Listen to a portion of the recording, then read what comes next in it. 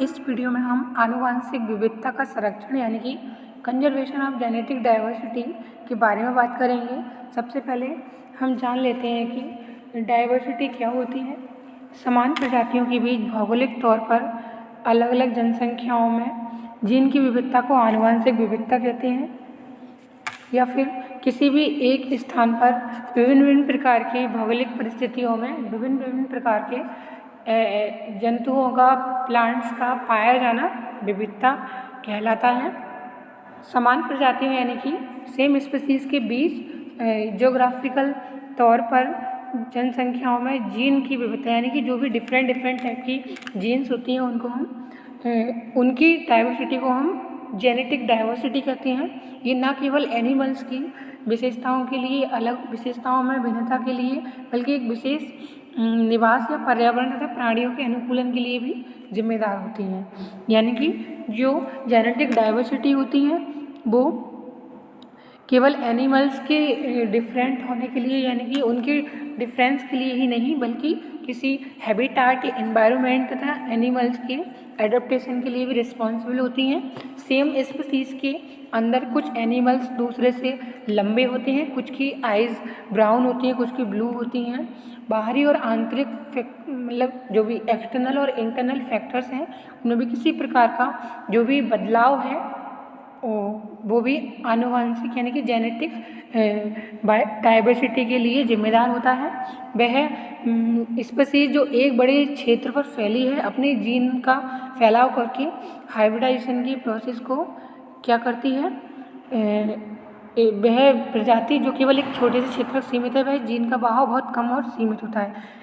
एक अनुमान के अनुसार जैव मंडल में यानी बायोस्फीयर में 10 अरब विभिन्न जीन विपरीत हैं, यद्यपि वे सभी जैव विविधता में समान योगदान नहीं देते। इसके बाद हम संरक्षण की संकल्पना यानी कि हमें बायोडाइवर्सिटी या जेनेटिक डाइवर्सिटी को कंजर्व करने की क्यों ज़रूरत है, उनके कंजर्वेशन की ज़रूरत क्यों पड़ी, इसके बारे में बात करेंगे। संरक्षण एक क्या है, काफ़ी ब्रॉड हाइपोथेसिस है या फिर एक कॉन्सेप्ट है। इसमें कॉन्सेप्ट में बहुत सारे पहलू हैं जैसे वैज्ञानिक यानी कि साइंटिफिक, फाइनेंशियल, इकोनॉमिक, मोरल्स तथा पॉलिटिकल आदि ये सभी इंक्लूडेड हैं। कंजर्वेशन को अनेक प्रकार से डिफाइन किया जा सकता है। Doctor B.P. राव एवं डॉक्टर B.K. श्रीवास्तव ने कंजर्वेशन की डेफिनेशन इस प्रकार से दी है। रिसोर्सेज कंजर्वेशन से मतलब नेचुरल रिसोर्सेज के बैलेंस यूज के साथ इन्हें भविष्य के उपयोग के लिए सुरक्षित करने से है। डॉक्टर सिंह एंड सिंह के अकॉर्डिंग कंजर्वेशन का जो मतलब है वो रिसोर्सेज का अप्रयोग नहीं है, ना तो रिसोर्सेज के प्रयोग से कंजूसी करना है, ना किसी रिसोर्सेज को ज़रूरत रहते हुए भी उनको बचा के रखना है। जबकि किसी वस्तु को संरक्षित रखने का अर्थ है उसका सार्थक नियोजित सदुपयोग करना, यानी कि हमें किसी वस्तु का सदुपयोग करना है, उसका दुरुपयोग नहीं करना है, तथा क्षरण से बचाना यानी कि उसके घटने से बचाना तथा उसके क्षरण होने पर उसकी पुनर्स्थापना करने की कोशिश करना।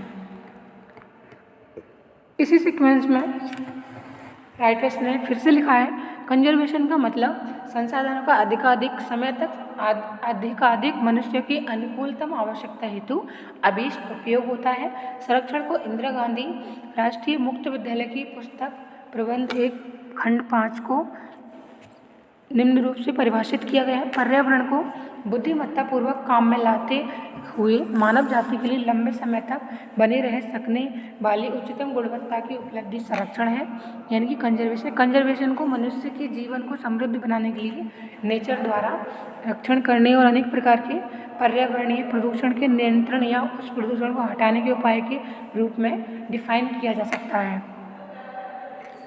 उपरोक्त डिस्क्रिप्शन से क्लियर है कि रिसोर्सेज के यानी कि सोर्सेज के सही से उनका उपयोग किया जाए, उनका सही से उपयोग करना तथा उन्हें लंबे समय तक चलाना कंजर्वेशन कहलाता है। विवेकपूर्ण उपयोग का आशय उनके उत्पादन यानी कि उनकी प्रोडक्शन, उनके कंजप्शन आदि जो भी क्रियाएं हैं उनको देश काल के ज्ञान एवं प्रावैधिकी के अनुसार अधिक दक्षता और दूरदर्शिता दिखाना है। इसके साथ ही इकोलॉजी को अक्षुण्ण रखना भी संरक्षण है। यदि हम उस क्षेत्र के प्राकृतिक संसाधनों के साथ छेड़खानी करते हैं तो वहाँ का पर्यावरण चेंज होगा और यह एनवायरनमेंट परिवर्तन वहाँ के जीवों को काफ़ी ज़्यादा प्रभावित करेगा। नेचुरल रिसोर्सेज ही एबायोटिक कंपोनेंट्स होते हैं, इनका यूज़ अनुत्पादक संचय करने के लिए न करके सतत उत्पादन के लिए करना और क्षरणशील संसाधनों का पुनर्स्थापना करना ही कंजर्वेशन कहलाता है। अब हमें कंजर्वेशन की आवश्यकता क्यों पड़ी, यानी कि नीड ऑफ कंजर्वेशन, संरक्षण की आवश्यकता, नीड ऑफ कंजर्वेशन। इस बात पर विचार रखना बहुत ज़रूरी है कि कंजर्वेशन की ज़रूरत क्यों है। कंजर्वेशन रिसोर्सेज की ज़रूरत के कुछ कारण हैं, उसके बारे में हम देखेंगे। विश्व की जनसंख्या में विस्फोटक वृद्धि हो रही है, यानी कि जो विश्व की जनसंख्या है वो बहुत ज़्यादा स्पीड से बढ़ रही है। अत्यंत भौतिकवादी, यानी कि जो भौतिक बाध्यता है वो बहुत ज़्यादा बढ़ती जा रही है। लोग हर तरीके के यंत्रों को रखना चाहते हैं, उनका इस्तेमाल करना चाहते हैं तथा लोगों में कार्य करने की जो टेंडेंसी है वो कम होती जा रही है। उनमें प्राविधिक औद्योगिक क्रांति का होना, यानी कि इंडस्ट्रियलाइजेशन हो रहा है बहुत ज़्यादा मात्रा में। जो भी इंडस्ट्री है, नई नई इंडस्ट्रीज खुल रही हैं, जिस वजह से हमें चीज़ों को कंजर्व करने की ज़रूरत है। जो भी पॉपुलेशन है वो काफ़ी मात्रा में इंक्रीज़ हो रही है। भौतिकवादी जीवन स्तर के कारण जो रिसोर्सेज हैं उनकी उपयोग की दर है उसमें बहुत ज़्यादा ग्रोथ हुई है। अपशिष्ट पदार्थों के विसर्जन तथा गैसों के वायुमंडल में छोड़े जाने से प्रदूषण बहुत बढ़ रहा है तथा जो भी ह्यूमन की जो भी एक्टिविटीज़ हैं उनके कारण भी बहुत ज़्यादा संस्थानों में जो भी संसाधन हैं वो क्या हो रहे हैं, ख़त्म हो रहे हैं तथा हमें उन्हें पुनर्स्थापन की उनकी ज़रूरत है। संरक्षण के लक्ष्य और सिद्धांत, AIIMS and principle of conservation. संरक्षण के निम्नलिखित लक्ष्य हैं। पर्यावरण की गुणवत्ता का परिरक्षण सुनिश्चित करना, इस गुणवत्ता में सौंदर्यात्मक पक्ष को बढ़ावा मिले और मनोरंजनात्मक आवश्यकताओं की पूर्ति के साथ साथ उपादेयता आवश्यकताओं पर भी विचार करें।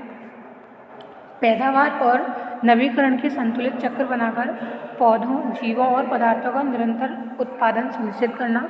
पर्यावरण के विविध पक्षों पर शोध कार्य करना। पर्यावरण नियोजन हेतु रूपरेखा तैयार करना। संरक्षण के उपाय की समीक्षा करना। मनुष्य की प्रदूषण से रक्षा करना। संरक्षण के लिए किए गए उपायों के परिणाम की जांच करना। पर्यावरण शिक्षा की व्यवस्था करना। पर्यावरण संरक्षण हेतु साधनों की व्यवस्था करना। पर्यावरण के सभी संगठनों को प्रदूषित होने से बचाना। संरक्षण के सिद्धांत, यह एक शाश्वत सत्य है कि मानव सभ्यता की प्रगति और मनुष्य का जीवन स्तर वर्तमान में जिस गति से पर्यावरण का शोषण कर रहा है उसके अनुसार अधिक दिन तक कायम नहीं रह सकते हैं। अतः वर्तमान की मांग पर्यावरण या प्राकृतिक संसाधनों का संरक्षण है। यह संरक्षण तभी संभव है जब हम कुछ उपायों के द्वारा उनका विवेकपूर्ण उपयोग सुनिश्चित कर सकें। संसाधन संरक्षण संबंधी नियोजन के लिए निम्नलिखित उपायों को उपयोग में लाया जा सकता है। किसी भी देश या क्षेत्र को एक इकाई के रूप में मानकर उसकी कुल संसाधनों की मात्रा, गुण और विशेषताओं का अनुमान लगाकर लेखा जोखा रखना। इसमें पर्यावरण के सभी तथ्यों के अंतर संबंध और परस्पर निर्भरता का ज्ञान होना आवश्यक है। तभी एक के ह्रास होने पर दूसरों पर पड़ने वाले प्रतिकूल प्रभाव का अनुमान लगाया जा सकता है। परिरक्षण और संरक्षण में अंतर। परिरक्षण यानी कि प्रिजर्वेशन से मतलब है वर्तमान जो भी रिसोर्सेज हैं उनको मानव कम उपयोग करे और उनको बचाए अधिक, यानी कि जो रिसोर्सेज हैं उनका विवेकपूर्ण उपयोग करना है तथा उनको उपयोग भी करना है। हमारा जो कंजर्वेशन है इस प्रकार का होना चाहिए कि हम चीज़ों को लंबे समय तक चलाएं और चीज़ों को उनका दुरुपयोग ना करें, उनका सदुपयोग करें। यही कंजर्वेशन का मतलब है। इसका अर्थ है कि जो हमारे रिसोर्सेज हैं उनको माल या मनोरंजनात्मक मूल्यों के लिए इस प्रकार प्रयोग में लाना है कि रिसोर्सेज लंबे समय तक बने रहें और उन्हें किसी प्रकार का खतरा उत्पन्न ना हो। आर्थिक विकास में उत्पादन बहुत महत्वपूर्ण है, लेकिन उत्पादन की संकल्पना पर व्यापक दृष्टिकोण से विचार करें तो यह प्रकृति पर भी लागू होता है। प्राकृतिक संसाधनों का उपयोग इस गणित के साथ हो कि जीवों का प्रजनन भंडार को कोई खतरा ना हो।